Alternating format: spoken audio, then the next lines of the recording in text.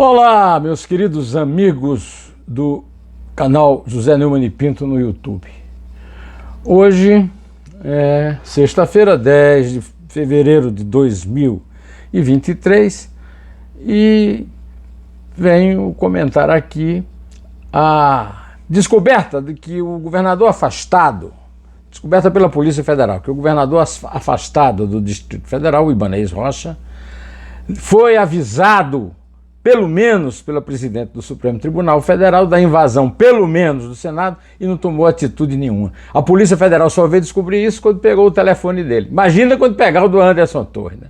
Bom, este é o principal assunto de um dia que promete ser bastante cheio de assunto. O primeiro é da Anatel, que vai cortar as caixinhas da Gatonete, né, dos clandestinos, mas não anunciou nenhuma medida que facilite a reação correta de pessoas enganadas pelas concessionárias, cobrando dívidas que não existem. Além disso, falaremos da libertação do território Yanomami dos garimpeiros e a da indicação de Dilma Rousseff para a presidência do chamado BRICS. Antes de irmos aos assuntos, eu quero aqui agradecer a presença de muita gente que continua me assistindo, que continua comemorando os nossos comentários e comentando também quando tem alguma coisa positiva ou negativa, mas sempre uma coisa educada a comentar. Bom, o primeiro assunto do dia, é do dia mesmo, é dessa própria sexta-feira, quando a Polícia Federal divulgou que extraiu no celular do governador afastado do Distrito Federal, Ibanez Rocha, do MDB, mensagens enviadas pela presidente do Supremo Tribunal Federal, Rosa Weber, logo depois da invasão do Congresso Nacional por terroristas, vândalos, bandidos golpistas, no dia 8 de janeiro.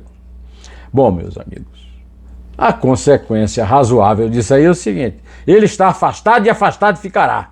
Não reassumirá. Não é possível que a justiça brasileira concorde com esse tipo de atitude de uma coisa tão grave como esse crime que ele cometeu.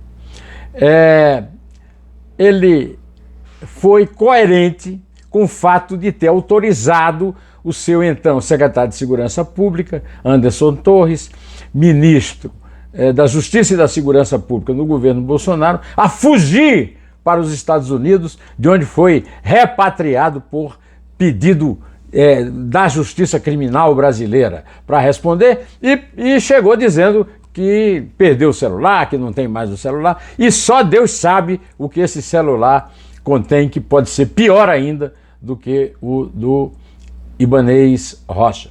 Um artigo do Simon Schwartzman no Estadão, falando ainda sobre esse golpe. O Schwartzman é sociólogo e é membro da Academia Brasileira de Ciências, chamado Futuro das Forças Armadas, diz que a questão da intervenção dos militares na política é o passado. O futuro é a contribuição que as Forças Armadas, podem e precisam dar ao país agora renovadas, né? O ministro Joseli Camelo, futuro presidente do Superior Tribunal Militar, promete punir os militares que participaram do golpe. Eu quero dizer que a ação do Superior Tribunal Militar no episódio do terrorismo do capitão Jair Messias Bolsonaro e do capitão Fábio, seu companheiro, que ameaçaram, planejaram e desenharam em croquis a explosão de bombas em quartéis e no aqueduto do Rio Guandu, foi vexaminosa. Considerou que havia duas perícias feitas nos desenhos de croquis publicados na Veja e que não eram satisfatórias, enquanto nenhuma delas foi negada, foi dita que não era dele. O Bolsonaro está aí gozando dessa omissão de milicos vindos da ditadura que participavam do STM. Tomara que o presidente do STM cumpra essa sua missão. Bom, eu também prometi vocês falar no começo de um assunto que interessa a muitos consumidores. A Anatel, Agência Nacional de Telecomunicações, anunciou que vai cortar as caixinhas do Gatonete, Quer dizer, clandestinos serão proibidos de continuarem tendo conexão na internet. Isso aí é muito bom, é ótimo, é claro, mas é bom lembrar que essas caixinhas clandestinas resultam dos preços extorsivos cobrados pelas companhias concessionárias da telefonia celular. Eu sou um exemplo disso. Eu fui cliente anos, um bom cliente, nunca atrasei da Claro. Fui obrigado a trocá-la pela Vivo. O contrato meu foi encerrado em março, deixei de utilizar e eles só vieram, a Claro, só mandou seus técnicos apanharem os equipamentos da conexão em julho. E até hoje eu recebo cobranças abusivas por telefone, enchendo meu telefone com cobranças abusivas de uma conta que eu não devo, porque eu não sou mais nem usuário da concessionária, e que enche o meu telefone de números que eu bloqueio, mas não adianta nada, porque me impede, é um crime, porque impede a minha comunicação mais fácil com telefones lícitos. Eu quero dizer que a Anatel, que está aí posando de gente fina, de a lei, é a lei. A Anatel recebeu uma reclamação minha, disse que ia agir, nós avisamos a Claro e até agora, fevereiro de 2023, nada! A Anatel não agiu nada. Você é obrigado a recorrer a quem sempre recorre por crime no Brasil, desse tipo de capitalista, canalha, ladrão, que é o Procon. Vou lá. Essas concessionárias combatem a pirataria, mas não cobram o péssimo serviço dos concessionários e desmoralizam assim a privatização da telefonia, que poderia ser um sucesso absoluto se não fosse isso. E eu não conheço ninguém que tenha sido alguma vez respeitado por essa companhia que está me desrespeitando. Combater a pirataria é positivo, mas é fácil. E a cobrança dos maus serviços autorizados pelos concessionários, hein? Não é feita por quê?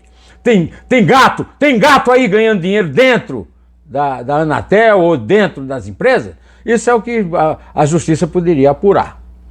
Bom, meus amigos, a primeira etapa da Operação Libertação do Território Yanomami começou nesta sexta-feira, 10 de fevereiro, com dois objetivos: reunir provas sobre a ação dos invasores e destruir a infraestrutura usada pelos garimpeiros, inclusive o maquinário. Os trabalhos visam a interromper a logística do crime, segundo a Polícia Federal fala, com toda razão, num comunicado. Foi montada uma força-tarefa com representantes da Polícia Federal, do IBAMA, da FUNAI, da Força Nacional e do Ministério da Defesa para retirar os invasores. Ainda não se sabe quanto tempo o trabalho vai levar. Vai ser muito tempo, é muito difícil o acesso à Amazônia, né? O planejamento integrado da operação está sendo feito no Centro de Comando e Controle da Superintendência Regional da Polícia Federal em Roraima, que é onde está situado o território indígena Yanomami. Uma das preocupações é não dificultar a saída dos garimpeiros das terras de Yanomami. Os responsáveis pela operação também estão atentos em evitar que o trabalho gere uma nova crise humanitária se essas pessoas ficarem sem meios mínimos para a subsistência. O ministro da Defesa, Zé Múcio Cavalcante, como sempre dando suas bolas fora, disse que, além da questão dos bandidos, você tem os funcionários que trabalham no garimpo, que são pessoas pobres, que dependem daquilo para comer, estão lá absolutamente desabrigadas. É preciso muita sensatez e equilíbrio, como anistiar traficantes, porque não são chefes do crime. Quem foi que os obrigou a irem trabalhar em garimpo? São pobres, precisavam do emprego. Não, o emprego não existe, isso aí. É ilícito. É como trabalhar numa fábrica sem registro. E essa posição sempre populista de Zé Múcio Cavalcante pode até convencer o Lula, mas a mim não convence não, viu? A prioridade não é anistia, é pena, viu, Zé Múcio?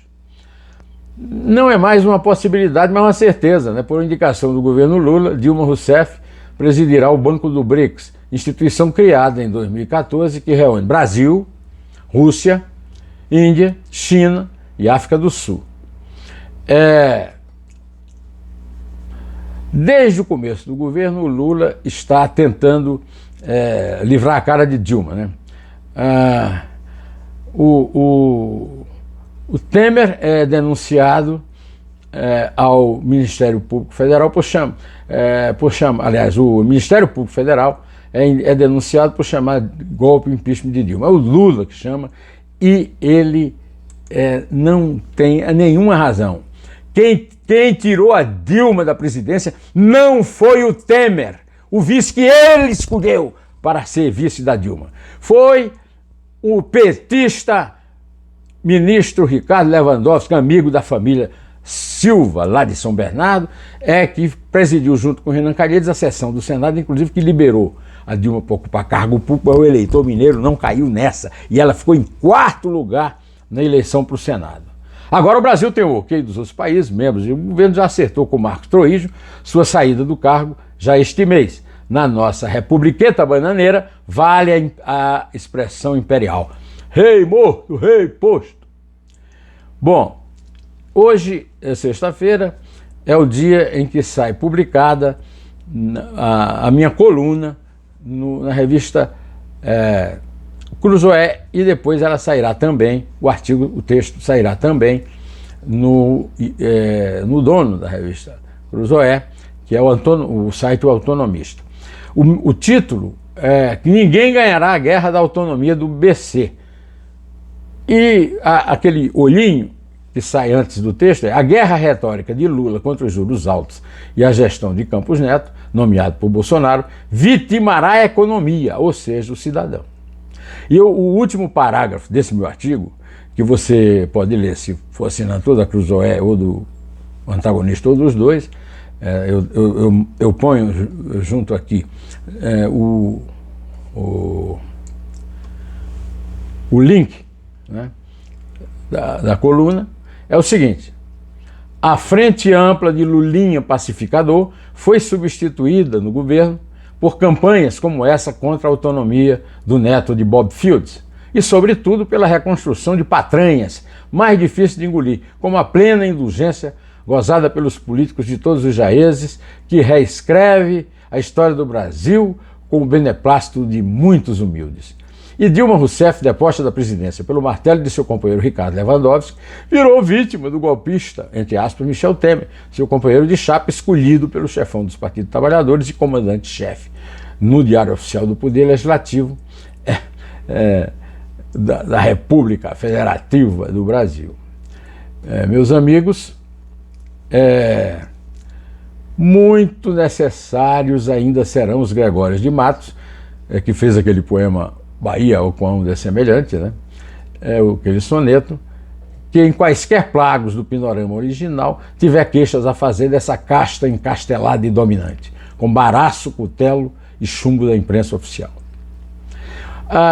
Eu quero falar agora de um momento muito triste, mas também muito sublime, muito bonito, da foto da menina síria, cujo pai ficou segurando a sua mão, se deixando fotografar, e que virou um símbolo, né? Mas tem uma coisa bonita, uma coisa alegre, que foi encontrada sob os escombros de uma construção na Síria, ainda ligada pelo cordão umbilical à mãe que estava morta durante o terremoto, a recém-nascida, cujo vídeo dos resgates viralizou nas redes sociais no começo da semana, ganhando uma nova família. A bebê foi batizada pela equipe médica do Hospital Sihan, para onde foi socorrida logo depois de ser resgatada na segunda-feira, dia 6, foi batizada de Aya, A-Y-A, que significa sinal de Deus em árabe. De acordo com o médico Hanim Malouf, que vem cuidando da menina desde o resgate, ela recebeu o nome para que pudéssemos parar de chamá-la de bebê recém-nascido. Eu já lembrei aqui para você a triste, bela foto feita do pai segurando a mãe da filha morta sob os escombros, e o fotógrafo Adam Altan contou aos repórteres que tiveram acesso a ele e percebeu que o homem a 60 metros dele, segurava uma mão. Ele sacou uma câmera para registrar a cena e, com o braço estendido, o pai se recusava a soltar a mão de sua filha morta entre os escombros e a devastação. Enquanto Aden tirava as fotos, o homem o acompanhava com o olhar. "Tire as fotos da minha filha", murmurou na direção do fotógrafo, com a voz embargada e trêmula.